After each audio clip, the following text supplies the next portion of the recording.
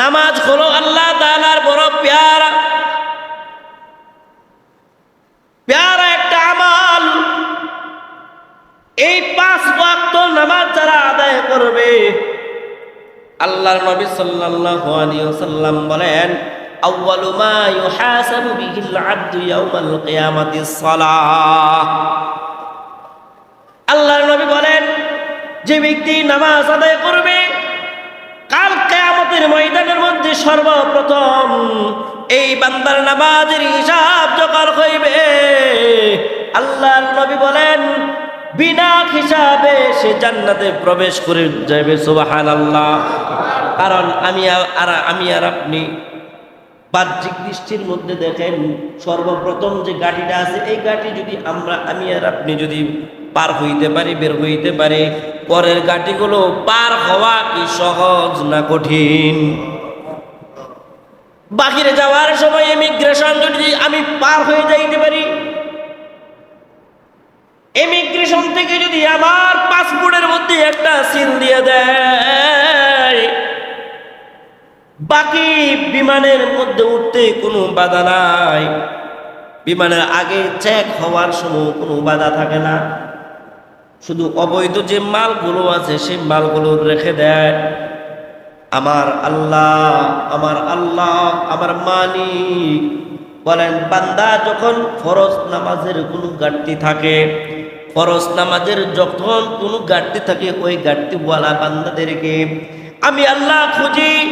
এই বান্দার নফল ইবাদত কি আছে, এই বান্দার সুন্নাত আমলগুলো কি আছে, এই বান্দার মুস্তাহাব আমলগুলো কি আছে, এই বান্দার এক্সট্রা দান খয়রাতের আমলগুলো কি আছে, এই বান্দার সদকা জারিয়াগুলো কি আছে, এই জিনিসগুলো আমি খুঁজে আমি মালিক, আমি রব, আমি আল্লাহ, আমি এই আমল দিয়া তার ফরজের ঘাটতিগুলো পূরণ করে আমার রহমান নামকে উসিলা করে তাকে জান্নাতে পাঠায় দেয়।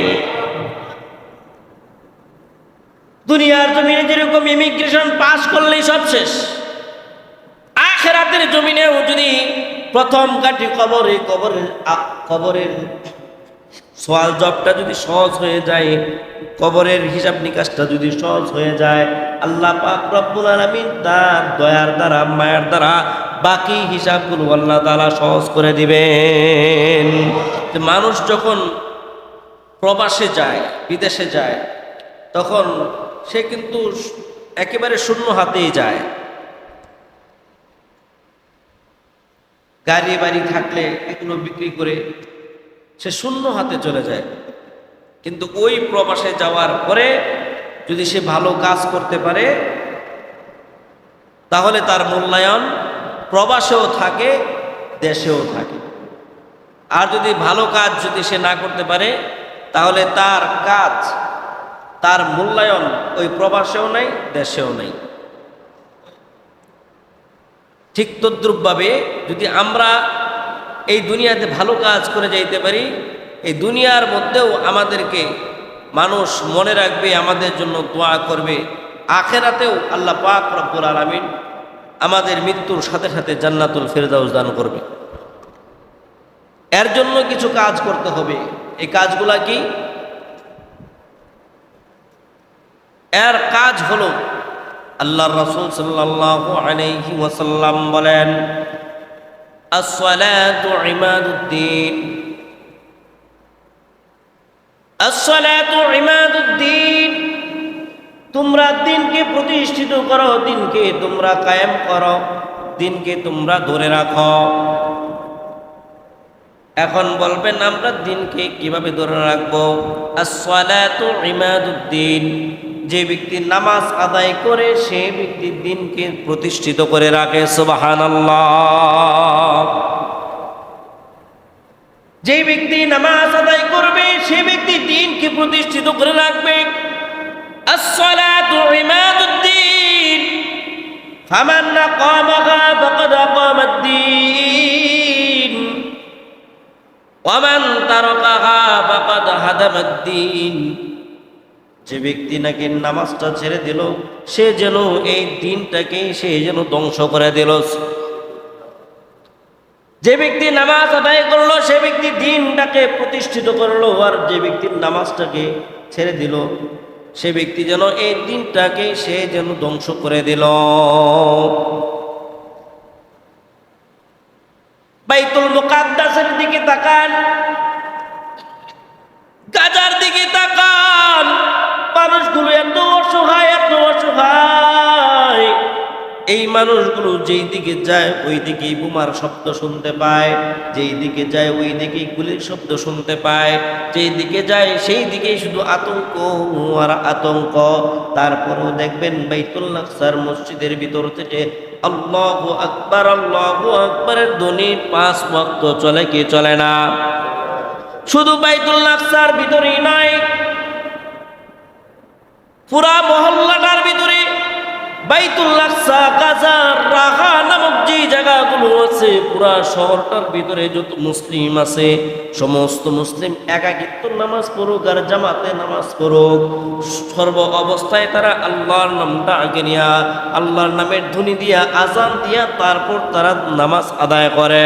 কারণ আল্লাহর রাসূল সাল্লাল্লাহু আলাইহি ওয়াসাল্লাম বলেন, আল্লাহর নবী যখন নাকি কোনো সমস্যার মধ্যে পড়তেন, আল্লাহর নবী যখন কোনো বিপদের মধ্যে পড়তেন, আল্লাহর নবী যখনই কোনো সমস্যার সম্মুখীন হইতেন তখনই তাড়াতাড়ি ওযু করিয়া 2 রাকাত নামাজের জন্য দাঁড়ায়া যাইতেন। সুবহানাল্লাহ।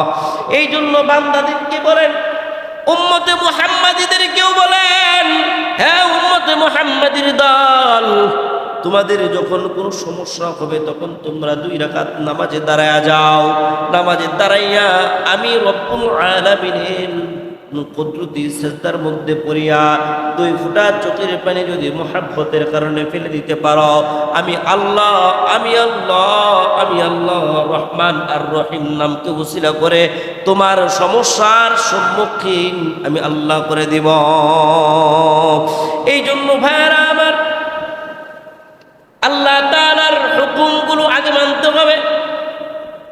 আল্লাহর নবী সাল্লাল্লাহু আলাইহি ওয়াসাল্লামকে সাহাবায়ে কেরাম জিজ্ঞাসা করলেন, নগো নবীজি, আল্লাহ তাআলার কাছে সব থেকে বেশি কোন জিনিসটা প্রিয়?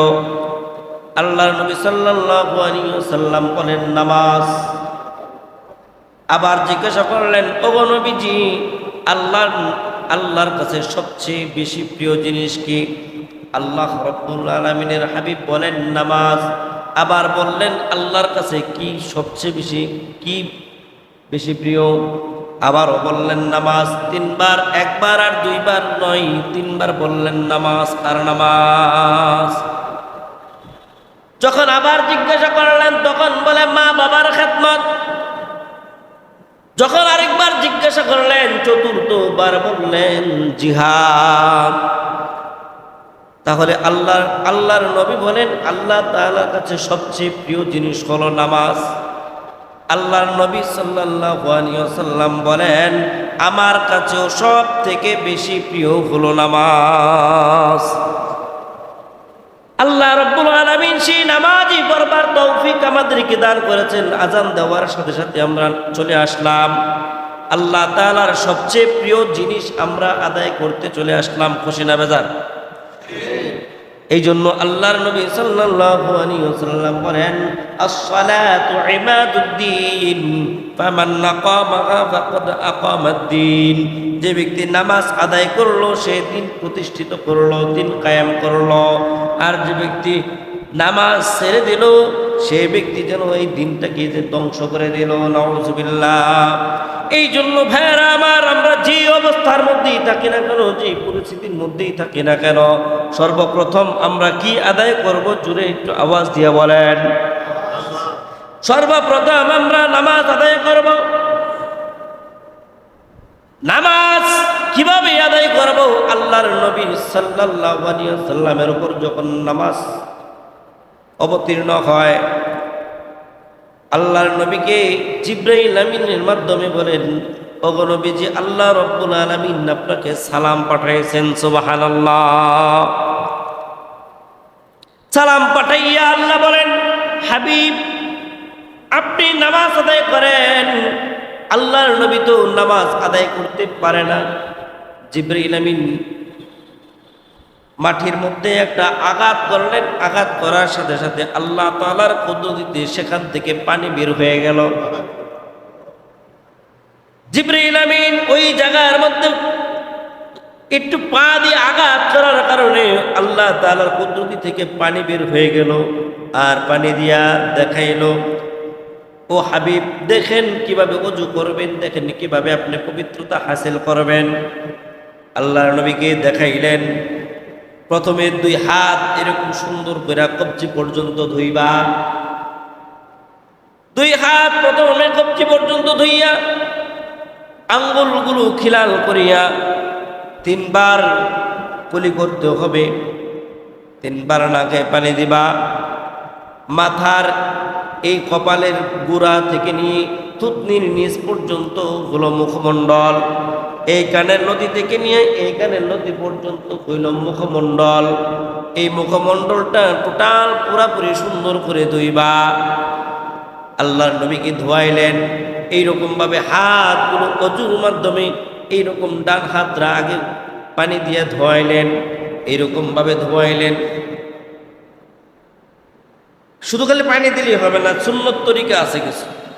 পানি আমরা পানি নিব, পানি নিয়ে এই যে এইভাবে দিব, এই যে এটা দিয়া এইভাবে ঘুরাইয়া, এই যেটা এই সিস্টেম, এই ভাত যদি আমি এইভাবে যদি পানি দিয়া ধুয়ে দিই, পানি নিলাম এইভাবে ধুইলাম, তাহলে এই জায়গার মধ্যে যে একটা ভাঁজ আছে, এই ভাঁজের মধ্যে কিন্তু পানি পৌঁছবে না। কথাটা বুঝতে পারছেন? এই জায়গার মধ্যে একটা ভাঁজ আছে, যে যদি আমি এইভাবে দিই, এই চিপার মধ্যে কিন্তু একটা ভাঁজ আছে, এই জায়গায় কিন্তু পানি পৌঁছবে না। যাদের স্বাস্থ্য কম তাদের পানি হয়তো পৌঁছবে, যাদের স্বাস্থ্য একটু বেশি তাদের পানি হয়তো পৌঁছবে না। এই জন্য এই পানি নেওয়ার পরে সুন্দর করে এটাকে এভাবে দিয়া এই যেভাবে 2 হাত 3 বার করে ধুইতে হবে। জিবরাইল আলাইহিস সালাতু ওয়াস সালাম আল্লাহর নবীকে দেখাইলেন, নতুন করে পানি নেওয়ার দরকার নাই, মাথা মাসাহ করবেন। কিভাবে মাথা মাসাহ করবেন ভালো করে দেখেন। এইভাবে আঙ্গুলগুলোকে বাস করবেন, বাস করেন, দি আঙ্গুলগুলো বাস করেন।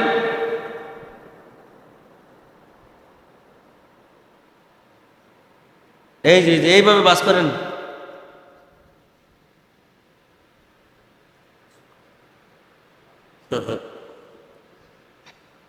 করেন বাস। হ্যাঁ, এটার মধ্যে কেরামতি আছে।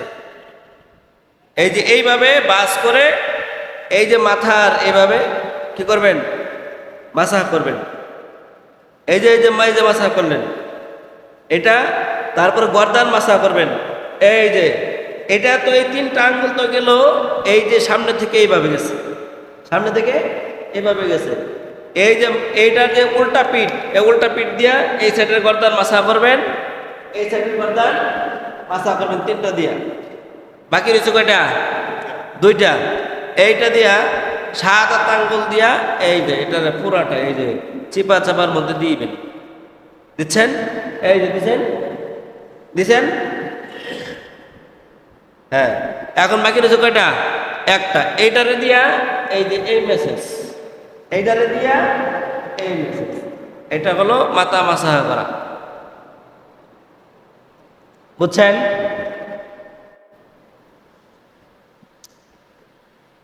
তারপরে 2 পা সুন্দর করে টাকনো পর্যন্ত ধুইবেন। আর টাকনো ধোয়ার মধ্যে হাতের মধ্যে যেরকম একটা ভাঁজ আছে, এই টাকনোর মধ্যেও কি আছে? একটা ভাঁজ। অনেকে দেখবেন ওযু করবো, ওযু করার পরে পিছনে যে 2টা গর্ত আছে, এই গর্তের মধ্যে পানি পৌঁছে না।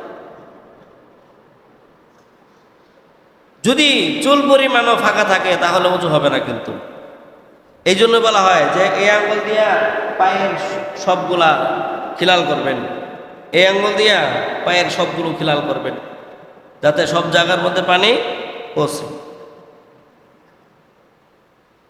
বুঝতে পারছেন? আল্লাহর নবীর কাছে জিবরাইল আমিনকে পাঠাইলেন।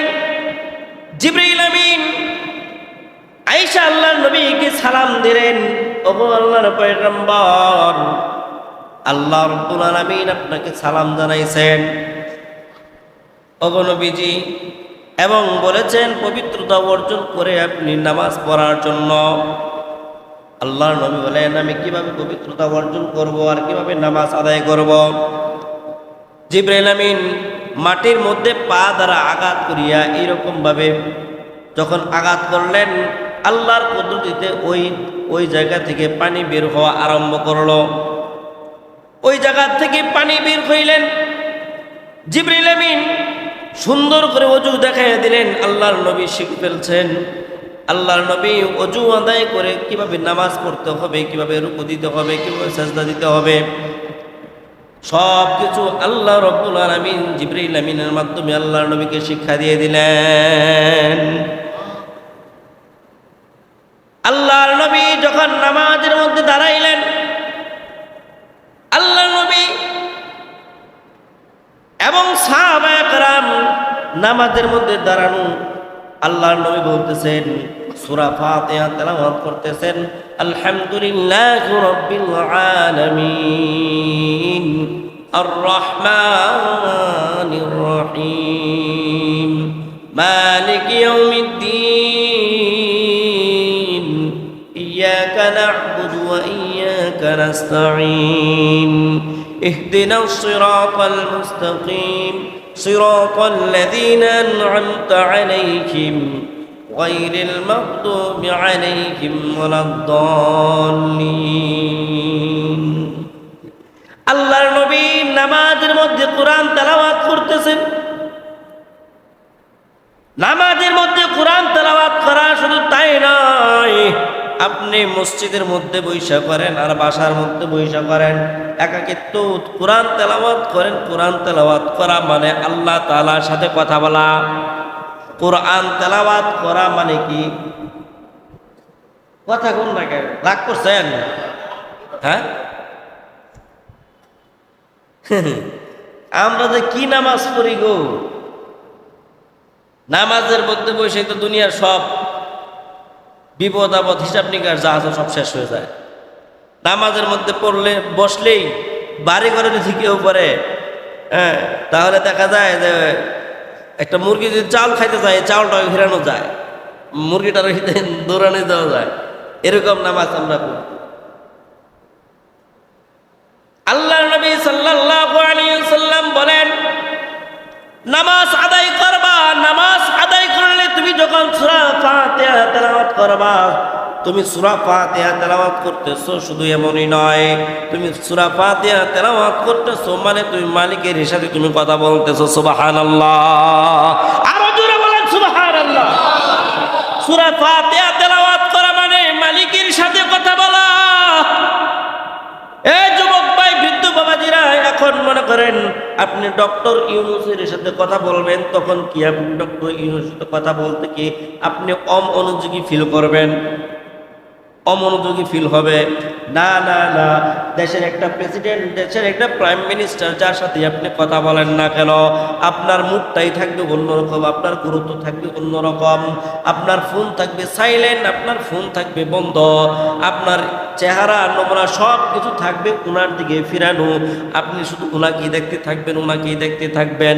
সে হোক কালো, সে হোক সুন্দর, সে হোক শ্যামলা, সে যেমনই হোক না কেন, দেখতে অবিশ্রী দেখা গেলেও কিন্তু তার দিকে তাকায়া থাকা লাগবে। তার দিকে তাকাইয়া তাকাইয়া আপনি তার সাথে কথা বলবেন। আমার নবী, আমার আল্লাহ বলেন, বান্দা তুমি যখন নামাজ আদায় করো তুমি আমার সামনে দাঁড়াইলা। তুমি যখন নামাজ আদায় করলা, আমি যখন নামাজ আদায় করলাম, আমি কার সামনে দাঁড়াইলাম? জোরে বলেন, কার সামনে দাঁড়াইলাম? আল্লাহর সামনে আমি দাঁড়াইলাম। আমার মনোযোগ কিন্তু অন্যদিকে না, অন্যদিকে মনোযোগী হওয়া যাবে না রে ভাই, অন্যদিকে মনোযোগী হওয়া যাবে না। আমার নজরটা হবে সেজদার মধ্যে। কোথায় হবে? ওই জোরে কথা বলেন, কোথায় হবে? সবাই কথা বলবেন। আমার নজরটা, আমি যখন নামাজে দাঁড়াইবো, আমার নজরটা হবে সেজদার দিকে। যখন নাকি আমি রুকুতে যাব, তখন আমার নজরটা কোথায় থাকবে? দুই পায়ের মাঝখানের মধ্যে আমার নজরটা থাকবে। আবার যখন আমি সিজদার মধ্যে যাব তখন আমার নজরটা কোথায় থাকবে? তখন নেন আমি যখন সেজদার মধ্যে থাকবো, কেউ কেউ বলেন যে দুই আঙ্গুলের কাছে তুমি এই তোমার নজরটা ফেলাইবা। আমি যখন সেজদা থেকে উঠবো তখন আমার নজরটা কোথায় থাকবে? তখন আমার নজরটা থাকবে আমার এই যে জায়গার মধ্যে, আমার এই জায়গার মধ্যে আমার নজরটা থাকবে। এখন ভালো করে শুনে নেন, আমি যদি নামাজ পড়তে যাইয়া এই যে নামাজে দাঁড়াইলাম, এখন আপনারা আমি দেখলাম নামাজ ভেঙে গেছে। হ্যাঁ, এই যে আমি নামাজে দাঁড়াইলাম, এখন আপনারা একটু দেখলাম নামাজ ভেঙে গেছে, ভাঙছে? এখন এই যে আমি একটু তাকাইলাম নামাজ ভাঙছে। নামাজ ভঙ্গের কারণ কয়টা? 19টা। কয়টা? 19টা। এক নম্বরে হলো নামাজে অশুদ্ধ তেলাওয়াত করা। এক নম্বরে কি? নামাজে অশুদ্ধ তেলাওয়াত করা। এখন যে আমরা কোরআন পড়তেছি না, কোরআন পড়ার চেষ্টাও করতেছি না, নামাজ আদায় করতেছি, আমরা বিভিন্ন ইবাদত নিয়ে লাগতেছি, এক নাম্বার শর্তের মধ্যে তো আমরা গলত। হ্যাঁ, পড়তেছি না, পড়ার চেষ্টাও করতেছি না।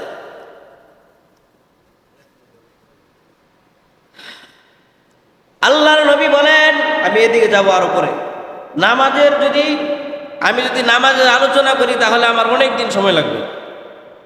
অনেক তক্কা আছে, অনেক তরিকা আছে। আমাদের ইমাম আবু হানিফা রাহমাতুল্লাহি আলাইহির মতে যেই নামাজের তরিকা যদি বয়ান করি, আমি মসজিদের মধ্যে যখন কোনো বিষয়ভিত্তিক নিয়ে বয়ান শুরু করে দিই, অনেক দিন বয়ান করলে মানে পরস্পর তো বলে, আমি শুনি হুজুর মনে একটা ওয়াজই পারে, আর ওয়াজ মনে পারে না, এই জন্য আর এই ওয়াজ থেকে আর পারাতে পারে না, ওয়াজ মনে একটাই পারে। এই জন্য বিষয়ভিত্তিক বেশি টানি না, অল্প টানি। 1 সপ্তাহ 2 সপ্তাহ, বড় জোরে 1 মাস, তারপরে এটা ছেড়ে দিই। তো ওই দিকে যাব না। আল্লাহর নবী সাল্লাল্লাহু আলাইহি ওয়াসাল্লাম বলেন, নামাজে দাঁড়াইয়া আমি বললাম আলহামদু, আমার রব আমার মালিক বলেন মানিল্লাহিল হামদ। তুমি যে বললা আলহামদুলিল্লাহ, আলহামদু, তুমি কার প্রশংসা করলা? মানিল্লাহিল রব, আল্লাহ বলতেছে। আল্লাহ জানে কি জানে না?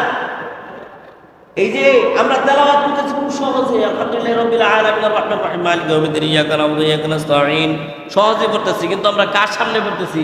কার প্রশংসা করতেছি? আল্লাহ হয়তো দেখতেছি না, কিন্তু মালিক আমাদেরকে দেখতেছে, মালিক আমাকে দিয়ে পড়াইতেছে, মালিকের সামনে আমি পড়তেছি। এই জন্য ওই ধ্যান নিয়ে যে ব্যক্তি নামাজ পড়বে, এই নামাজই মানুষের সমস্ত ফিতনা থেকে হেফাজত করবে। যে ব্যক্তি নামাজটা ভালো করে আদায় করবে, এই ভালো নামাজই মানুষকে সমস্ত অপরাধ থেকে হেফাজত করবে। দেখবেন যাদের নামাজটা হয় কান্নারত নামাজ, যাদের নামাজটা হয় পেরেশানির নামাজ, যাদের নামাজটা হয় দুঃখের নামাজ, যাদের নামাজটা রবকে পাওয়ার জন্য হয়, এই মানুষটা পরিবর্তন হইতে বেশি সময় লাগে না। আল্লাহর নবী বলেন আলহামদু, প্রশংসা কার প্রশংসা? মানিল্লাহির রব, তুমি কোন রবের প্রশংসা করতেছ? আমি বলি রব্বিল আলামিন, আল্লাহ বলেন মানিল্লাহির রব, তোমার রবকে। ওই রব্বিল আলামিন, যিনি এই মাটি বানাইছেন, আসমান বানাইছেন, ঘর বানাইছেন, আমারে বানাইছেন, গাছ বানাইছেন, মাছ বানাইছেন, পাখি বানাইছেন, তরলতা বানাইছেন, সব বানাইছেন, তিনি হলেন আমার রব। সুবহানাল্লাহ। যেই মালিকই আমাকে বানাইছেন, তোমাকে বানাইছেন, আসমান বানাইছেন, জমিন বানাইছেন, তরলতা, বৃক্ষ, রাজি যা কিছু আছে সব কিছু যিনি বানাইছেন, তিনি হলেন আমাদের রব। আল্লাহ রাব্বুল আলামিন খুশি না বেজার? খুশি। বলতেছে আর রহমান রহিম, পরম দয়ালু দয়াময়। কে তোমার এত দয়াময় দয়ালু? আল্লাহ বলেন বান্দাকে, কে তোমার এত দয়াময় দয়ালু? মালিক ইয়াউমিদ্দিন, যিনি নাকি কাল কিয়ামতের দিবসের মালিক, বিচার দিবসের মালিক তিনি হলেন আমার পরম দয়ালু এবং রহমান। কাল কিয়ামতের ময়দানে বান্দা, তুমি সিজদা চুরি করেছো, তুমি নামাজের মধ্যে রুকু চুরি করেছো, তুমি নামাজের মধ্যে নামাজ চুরি করেছো। সাহাবায়ে কেরাম জিজ্ঞাসা করলেন, নামাজ আবার চুরি করে কেমনে? সাহাবায়ে কেরাম বলেন, নামাজ চুরি করে কেমনে?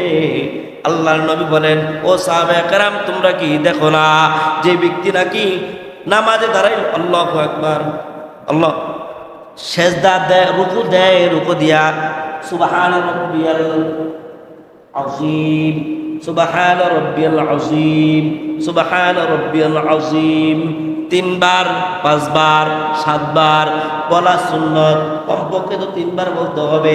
এই 3 বার বলার মতো সময় যাদের নাই সে হলো রুকু চোর। কি চোর? এ কথা কন, কি চোর? এই 3 বারের সময় যাদের না হয় হলো রুকু চোর। রুকু হইতে সোজা হইয়া দাঁড়াইলাম,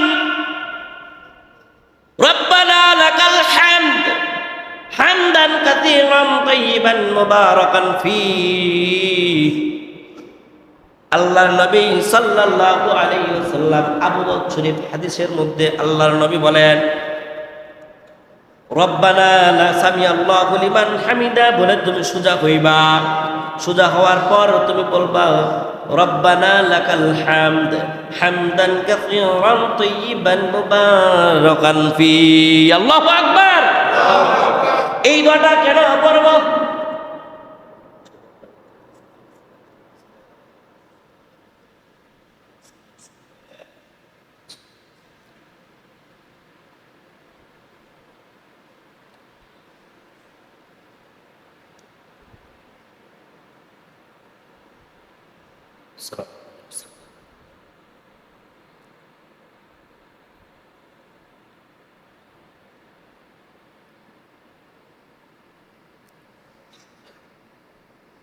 আবু দাউদ শরীফের মধ্যে আল্লাহ রাসূল সাল্লাল্লাহু আলাইহি ওয়াসাল্লাম বলতেছেন, এই রব্বানা লাকাল হামদ, হামদ বলে দাঁড়াইবে, দাঁড়ায়া যখন দাঁড়াইবে রব্বানা লাকাল হামদ হামদান কাসীরান তাইয়িবান মুবারাকান ফী, এই দোয়াটা যে ব্যক্তি পড়বে আল্লাহ রাসূল সাল্লাল্লাহু আলাইহি ওয়াসাল্লাম বলেন, এই নামাজটা কবুল করার জন্য, এই নামাজটা নেওয়ার জন্য একজন আর দুইজন নয়, শত শত ফেরেশতারা দাঁড়ায় থাকে আল্লাহ তাআলার আরশে আজিমে। কখন নিয়ে যাবে? সুবহানাল্লাহ। আল্লাহ তাআলা আরশে আজিমের মধ্যে কখনই নামাজটা আপনার নিয়ে যাবে। ভাই সময় তো দেন না, নামাজ তো বুঝেন না নামাজ কি জিনিস। জুমার নামাজটা শেষ হওয়ার সাথে সাথে ওইটা দৌড় দেন, একটু সময় দেন। আল্লাহ রাসূল সাল্লাল্লাহু আলাইহি ওয়াসাল্লাম আবু দাউদ শরীফের হাদিসের মধ্যে উল্লেখ করেছেন, হাদিস শরীফের মধ্যে বলেন, এই রব্বানা লাকাল হামদ হামদান কাসীরান তাইয়িবান মুবারাকান, এই ফুল দোয়াটা যে পড়বে তার এই নামাজটা নেওয়ার জন্য একজন আর দুইজন নয়, এরকম শত শত ফেরেশতারা, শত শত ফেরেশতারা আমার আপনার এই নামাজকে নেওয়ার জন্য পিরাপিরি শুরু করে দেয়। সুবহানাল্লাহ, সুবহানাল্লাহ। তাহলে বুঝেন 2 রাকাত নামাজ পড়লে রুকু সেজদা কিভাবে করতে হবে, রুকু সেজদা গুলা কিভাবে আদায় করা লাগবে।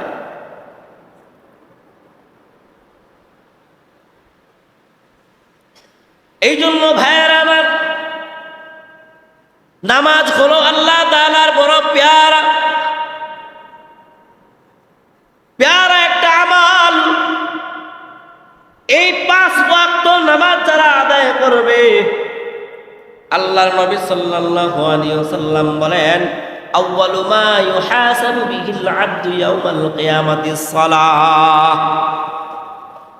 আল্লাহর নবী বলেন, যে ব্যক্তি নামাজ আদায় করবে কাল কিয়ামতের ময়দানের মধ্যে সর্বপ্রথম এই বান্দার নামাজের হিসাব যখন হইবে, আল্লাহর নবী বলেন বিনা হিসাবে সে জান্নাতে প্রবেশ করে যাবে। সুবহানাল্লাহ। কারণ আমি আর আপনি বাহ্যিক দৃষ্টির মধ্যে দেখেন, সর্বপ্রথম যে গাড়িটা আছে এই গাড়ি যদি আমি আর আপনি যদি পার হইতে পারি, বের হইতে পারি, পরের গাড়িগুলো পার হওয়া কি সহজ না কঠিন? বাহিরে যাওয়ার সময় ইমিগ্রেশন যদি আমি পার হয়ে যাইতে পারি, ইমিগ্রেশন থেকে যদি আমার পাসপোর্টের মধ্যে একটা সিল দিয়ে দেয়, বাকি বিমানের মধ্যে উঠতে কোনো বাধা নাই, বিমানের আগে চেক হওয়ার সময় কোনো বাধা থাকে না, শুধু অবৈধ যে মালগুলো আছে সেই মালগুলো রেখে দেয়। আমার আল্লাহ আমার মালিক বলেন, বান্দা যখন ফরজ নামাজের কোনো ঘাটতি থাকে, ফরজ নামাজের যখন কোনো ঘাটতি থাকে, ওই ঘাটতিওয়ালা বান্দাদেরকে আমি আল্লাহ খুঁজি। এই বান্দার নফল ইবাদত কি আছে, এই বান্দার সুন্নাত আমলগুলো কি আছে, এই বান্দার মুস্তাহাব আমলগুলো কি আছে, এই বান্দার এক্সট্রা দান খয়রাতের আমলগুলো কি আছে, এই বান্দার সদকা জারিয়াগুলো কি আছে, এই জিনিসগুলো আমি খুঁজে আমি মালিক, আমি রব, আমি আল্লাহ, আমি এই আমল দিয়া তার ফরজের ঘাটতিগুলো পূরণ করে আমার রহমান নামকে উসিলা করে তাকে জান্নাতে পাঠায় দেয়। দুনিয়ার জমিনে যেরকম ইমিগ্রেশন পাস করলেই সব শেষ, আখিরাতের জমিনেও যদি প্রথম কাটি কবরের সওয়াল জবটা যদি সহজ হয়ে যায়, কবরের হিসাব নিকাশটা যদি সহজ হয়ে যায়, আল্লাহ পাক রব্বুল আলামিন তার দয়ার দ্বারা, মায়ার দ্বারা বাকি হিসাবগুলো আল্লাহ তাআলা সহজ করে দিবেন। এখন আমি রুকুর মধ্যে গেলাম, রুকু থেকে দাঁড়াইলাম, দাঁড়াইয়া আমার নজরটা কোথায় থাকবে? আচ্ছা, এই যে দেখেন, এই যে নামাজের তরিকাটাতে এই যে এতক্ষণ ওয়াজ করে ফলাইছে, নামাজের সিস্টেমটা বলে ফলাইছে, যারা পরে আইছেন তারা কি বুঝছেন? যারা ফ্যাক্টরিতে কাজ করেন তাদের তো ওজুর আছে, যারা ফ্যাক্টরিতে আজকে ডিউটি নেয়, কাজ নাই, তারা কেন করলেন? এই যে জিনিসগুলো ফাঁকা হয়ে গেল, আপনাদের এই জিনিসগুলো ফাঁকা হয়ে গেল, একটা মিনিট চলে গেছে, একটা ঘন্টা চলে গেছে, একটা দিন চলে গেছে, মানে আমার লাইফ শেষ হয়ে যাচ্ছে। এই জন্য আপনাদেরকে বলবো, যদি সময় হয়, সম্ভব হয়, অন্যদিকে সময় না নষ্ট করে শুক্রবার দিন একটু আগে আসার চেষ্টা করবেন। আমি রুকু থেকে দাঁড়ানোর পর আমার নজরটা থাকবে সেজদার মধ্যে। যখন আমি সেজদার মধ্যে যাব, সর্বপ্রথম আমার নাকটা লাগাবো জমিনের মধ্যে। কি লাগাবো? জোরে বলেন। নাকটা লাগাবো জমিনের মধ্যে, তারপরে কপালটা লাগাবো। আবার যখন আমি জমিন থেকে উঠবো, তখন আমি আবার কপালটা আগে উঠাবো, তারপর আমি নাকটা উঠাবো। এইরকম ভাবে নামাজ আদায় করা লাগবে। যখন দুই সেজদার মাঝখানে আমি বসবো, তখন তারপরেও আমি 3 তাসবিহ পরিমাণ সময় আমাকে এখানে বসতে হবে, এটাই সুন্নাত। এবং এটার মধ্যে একটা দোয়া আছে, আল্লাহুম্মা গফিরলি ওয়ারহামনি ওয়াহদিনি ওয়াহাদানি ওয়ারযুকনি। যদি কেউ পড়তে পারেন পড়বেন, না পারলে 3 তাসবিহ পরিমাণ সময় এই জায়গার মধ্যে বসে থাকবেন। এর পরিমাণ যদি কম হয়ে যায়, আর রুকু থেকে দাঁড়াইলাম, সোজা হইয়া দাঁড়াইলাম না, যদি বেশিরভাগ যদি আমি রুকু দেওয়ার পর যদি বেশিরভাগ যদি আমার দাঁড়ানোর জায়গাটা বাকি থাকে, তাহলে এই নামাজ জিন্দেগিতেও হবে না, জিন্দেগিতেও হবে না, জিন্দেগিতেও হবে না। যদি আমি রুকু দিলাম, রুকু দেওয়ার পর আমাকে সোজা দাঁড়াইতে হবে,